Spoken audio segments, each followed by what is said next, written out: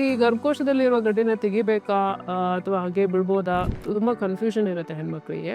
ಕೆಲವರು ಡಯಾಗ್ನೋಸ್ ಆದ ತಕ್ಷಣನೇ ತೆಗಿಬೇಕು, ಇಲ್ಲ ಕ್ಯಾನ್ಸರ್ ಇರುತ್ತೆ ಅಂತ ತುಂಬಾ ಮಿಸ್ಕನ್ಸೆಪ್ಷನ್ಸ್ ಇರುತ್ತೆ. Fibroids usually less than 3 centimetres ಇತ್ತು ಅಂತಂದ್ರೆ, ಹಾಗೂ ಯಾವುದೇ ತರದ ಬ್ಲೀಡಿಂಗ್ ಆಗಲಿ, ಕ್ರಾಂಪಿಂಗ್ ಆಗಲಿ, ಯಾವುದೇ ತರದ ಸಿಂಪ್ಟಮ್ಸ್ ಇಲ್ಲ ಅಂತಂದ್ರೆ ಅದನ್ನ ಹಂಗೆ ಬಿಡ್ಬೋದು. ಬಟ್ ಯೂಶಲಿ ಈ ಫೈಬ್ರಾಯ್ಡ್ಸ್ ಪ್ರತಿ ವರ್ಷ 1 ಸೆಂಟಿಮೀಟರ್ 2 ಸೆಂಟಿಮೀಟರ್ ಗ್ರೋ ಆಗ್ತಿರೋದ್ರಿಂದ ಇದು ಒಂದಲ್ಲ ಒಂದ್ ದಿವಸ ತೆಗಿಲೇಬೇಕಾಗಬಹುದು. 5 ಸೆಂಟಿಮೀಟರ್ಗಿಂತ ಮೇಲೆ ಇತ್ತು ಅಂತಂದ್ರೆ ಆದಷ್ಟು ಬೇಗ ತೆಗಿಯಕ್ಕೆ ಹೇಳ್ತೀವಿ. ಯಾಕಂದ್ರೆ ಇದು ಬೇರೆ ಆರ್ಗನ್ಸ್ ಅನ್ನ ಪುಷ್ ಮಾಡಿಬಿಟ್ಟು ಅದರ ಪ್ರೆಷರ್ ಇಂದಾಗಿ ಬೇರೆ ಕಾಂಪ್ಲಿಕೇಶನ್ಸ್ ಆಗೋ ಚಾನ್ಸಸ್ ಇರೋದ್ರಿಂದ ಇದನ್ನ ಆದಷ್ಟು ಬೇಗ ತೆಗಿಯಕ್ಕೆ ಹೇಳ್ತೀವಿ. So fibroid 2 to 3 centimetre size ಸಣ್ಣದಿತ್ತು ಅಂತಂದ್ರೆ ಈ ಮೆಡಿಕಲ್ ಮ್ಯಾನೇಜ್ಮೆಂಟ್ ಟ್ರೈ ಮಾಡ್ಬೋದು. ಬಟ್ ಫೈನಲ್ ಆಗಿ ನಿಮ್ಗೆ ಅದು ಮೆಡಿಕಲ್ ಮ್ಯಾನೇಜ್ಮೆಂಟ್ ಜಾಸ್ತಿ ದಿನದವರೆಗೆ ತಗೊಳಕ್ ಆಗ್ತಾ ಇಲ್ಲ ಅಂತ ಅಂದ್ರೆ ಸರ್ಜಿಕಲ್ ಮ್ಯಾನೇಜ್ಮೆಂಟೇ ಬೆಸ್ಟ್. ಇದು ಲ್ಯಾಪ್ರೋಸ್ಕೋಪಿ ಆಗಿ ಗರ್ಭಕೋಶದಿಂದ ಗಡ್ಡಿಯನ್ನು ಮಾತ್ರ ತೆಗಿಬಹುದು. ಈ ಸರ್ಜಿಕಲ್ ಮ್ಯಾನೇಜ್ಮೆಂಟ್ ವಿಷಯನ ನಾನು ನನ್ನ ನೆಕ್ಸ್ಟ್ ವಿಡಿಯೋದಲ್ಲಿ ಎಲಾಬ್ರೇಟ್ ಆಗಿ ಹೇಳ್ತೀನಿ.